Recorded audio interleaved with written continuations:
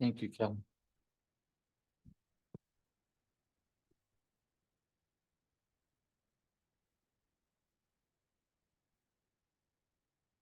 So how many of us really enjoyed the kids picking out which rooms might be in their new church? How many have dreamed about what we might do with this building if someday we are able to finish the basement? Some of us, many of us. How many have imagined winning the lottery and donating some of those proceeds to your church community? Some.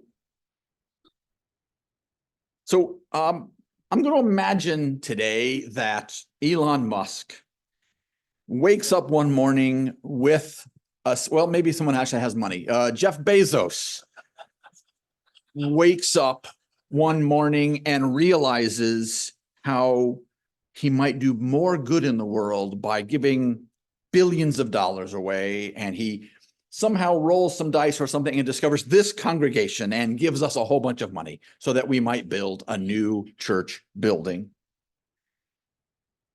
I think it's good to have the conversation about what we would like that building to look like, to include. And so I've asked Ben to have some of these tiles, but because the print is kind of small, we're just going to use the names. So those are the pretty tiles. And then if you'll go to the first list. Oh, look at the icons. I love it so much. Thank you, Ben. If we had to choose among bakery, library, meditation room, repair shop, and vegetable garden, which one of those things would you not include? Because even with Jeff Bezos's money, there are limits in the world. Anything that comes more or less obvious to anybody? Something you might want to suggest we could leave out? They're all good. Leave out a repair shop, right? We already heard how important a bakery is. And I've known a number of human beings, my colleagues, who have a bakery as part of their ministry, that their church makes bread every week and uses a bread and soup meal that Wednesday evening to help save the world. A library, we had a, yes, ma'am. Absolutely.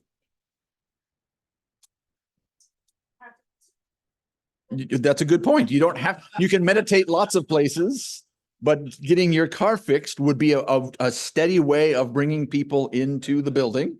And I will say that many of the people who come to me looking for help come to get repairs. They can't afford to fix those tires or fix that alternator or whatever it is. And having the shop right in the building would draw people here. I love that.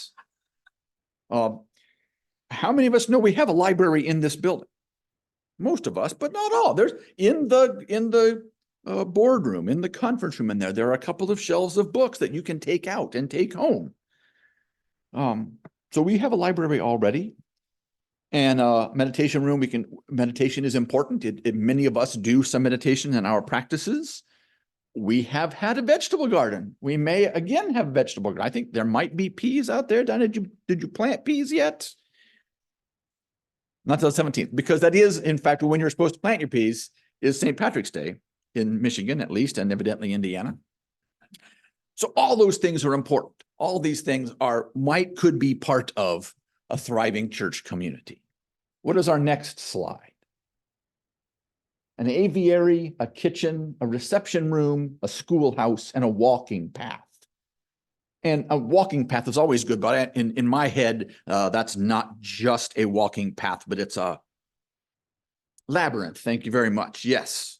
Anybody have any things to say about any of those? Any possible things to cut from our budget? Aviary. Because birds are cool and they demonstrate beauty. And they should be free and let go from the aviary. Nice work, Lynn. Well done. So there's aviary crossed off. Kitchen, we have one that's important. Yes. The aviary could be the chicken house. Indeed so. They don't fly very far, but they do have wings.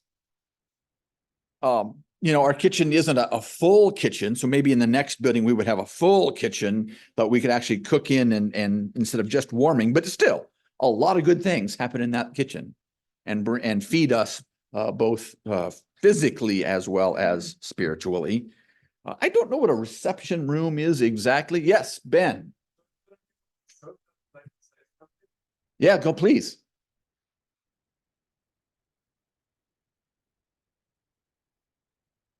Oh, at one point I had thought that maybe you guys would have your own conversation and we do this in groups of 3, but that is completely untenable. So thank you, Zoom congregation, for speaking up. Yes. Thank you, Ben. I had said that meditation can happen in the sanctuary, but repairing appliances and devices is a space-devoted need. Indeed so. Thank you, Ren. A space-devoted need. I like that. Yes. Oh, very nice. Okay, a reception room could be for weddings, and we have had weddings, and we would like to have more weddings. So a reception room would be good. Schoolhouse we talked about as an important to raise up our children, and a walking path. How many of us have walked a labyrinth? Some of us, many of us. I find that to be very calming and centering.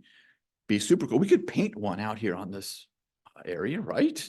We need to repaint it anyway. Speaking of it being Stewardship Sunday, lots of things we might do. What is our next list of 5 things? An armory, a great hall, an observatory, a quiet room, and a washroom. Now, there was some laughter. What was the laughter about? An armory. I'm so glad that you responded that way. So I've got a quotation, which I cannot find the person who said it, but they talked about churches must be combination hospital and armory. Hospital for those who have been wounded by life, and an armory to supply us, to equip the saints to go forward and create justice. Great metaphor. Okay, we probably don't need an actual place to store armor and weapons in the building. The Great Hall, we've got a Great Hall, so I put that in there, right? This game is so much fun. And there's something about beauty being inspiring to people, and a Great Hall has a sort of architectural beauty to it. An observatory, looking at the stars could be one of the most awe-inspiring thing that we happen. Plus the cool dome, it sort of attracts attention and brings people in. A quiet room, I don't know what that is. I'm told that those exist in the world. And again, meditation is sort of the same thing. And a washroom. This is the first one that's had a washroom.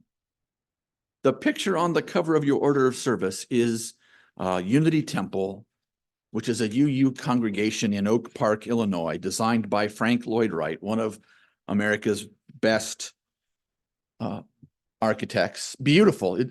The building outside is lovely. Inside, it's gorgeous. That picture actually doesn't do it justice. I encourage all of you to attend there someday. That beautiful building did not have bathrooms in it because Frank Lloyd Wright did not believe that was a holy thing, and you should not be doing it in a church. I beg to differ.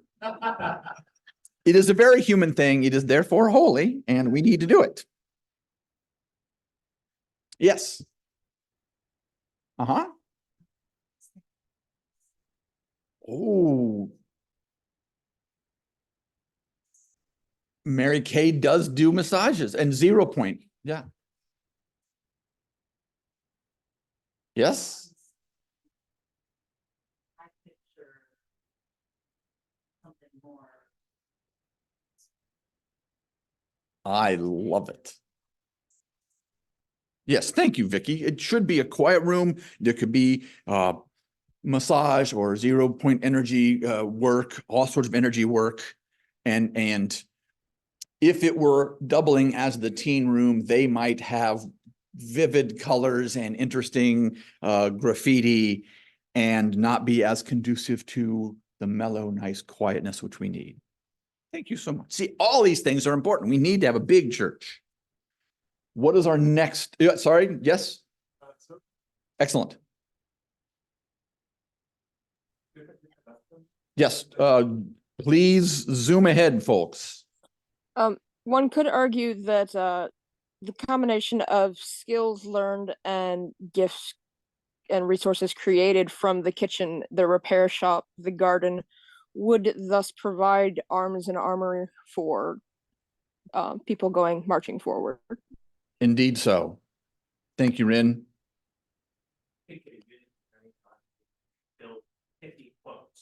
A Unitarian army would have full of pithy quotes. I love that. The Jim Ward Armory of pithy quotes, I think, should be one of those rooms. Yes, Linwood.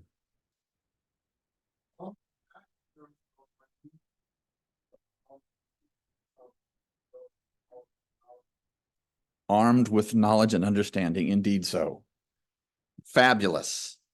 Go to the next list, please. Breakfast nook, coat room, laboratory, nursery, and sauna. Any of those we could lead off the list? Got to have a sauna, right? I mean, it's funny, but that is, in Finland, that is a spiritual experience. They really do center themselves through that. And Becky loves the idea of getting super hot and then jumping in the snow. I think that's not a great idea. She loves it. And people say it actually makes them more healthy. So maybe a sauna. Other possibilities? Yeah. The lab? We've heard, you know, I really thought Michael was going to take that. And that is in there. This is a Glenn Thomas write-out, paraphrased from Glenn Thomas. The church acts as both the conservatory, the home of what we are used to, which we find comforting, and the laboratory where we try new risks and imagine what could be. Nice, right? So now the tile has a big green chamber of fluid and some creature floating inside it. Probably not that kind of library. Yes, Megan.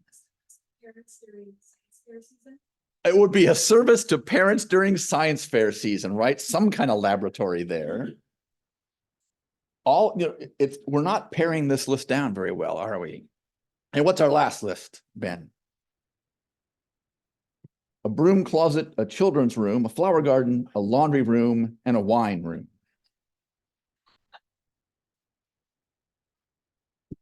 I don't hear anyone speaking against the wine room. And that's because we should have joy in all things. And if we do have a wine room, we would, of course, have a room full of mocktails, which are equally beautiful and delicious, but not alcoholic for those of us who are not drinking alcohol. Got to have a broom closet. We have to clean up after ourselves. Children's room, flower garden. So, and laundry room, again, many congregations have a laundry room, which they make available to our unhomed population so that they can be clean. Yeah. Yes. I feel like the wine room should be part of the breakfast nook. No, there you go. We could, in fact, have the wine room as part of the breakfast nook. I maintain a Fifth Amendment right here at this point.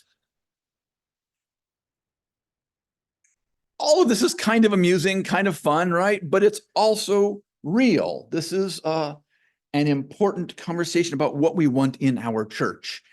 And then we move from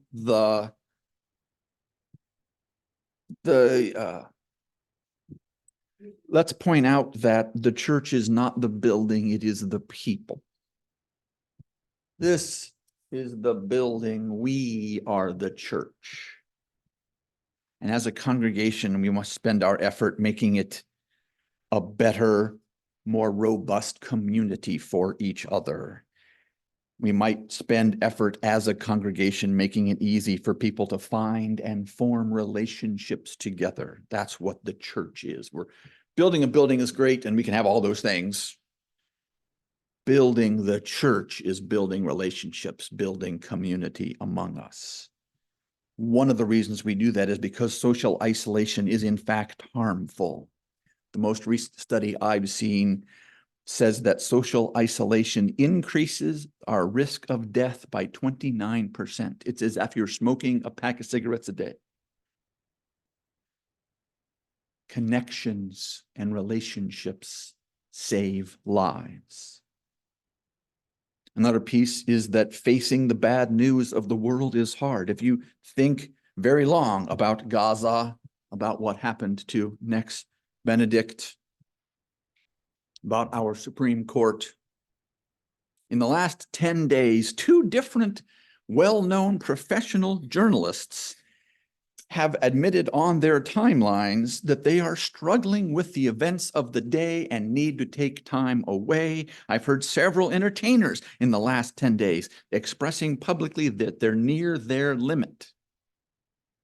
We need support and meaningful connection with people who are like-minded, who have core values, and that's easier to find in a church than in some of the places we had on the list. Good relationships are also the best predictor of a happy, long life. Some of this is because we learn the ability to compromise, and that helps us live better lives. We're not constantly furious about things. The scientific studies that I've seen talk about relationships being regulators of emotion and stress. That if you come home and there's no one to vent to, the stress continues to build. Whereas if there's someone you can talk to, at least some of that gets out and helps regulate that stress, and so live longer lives.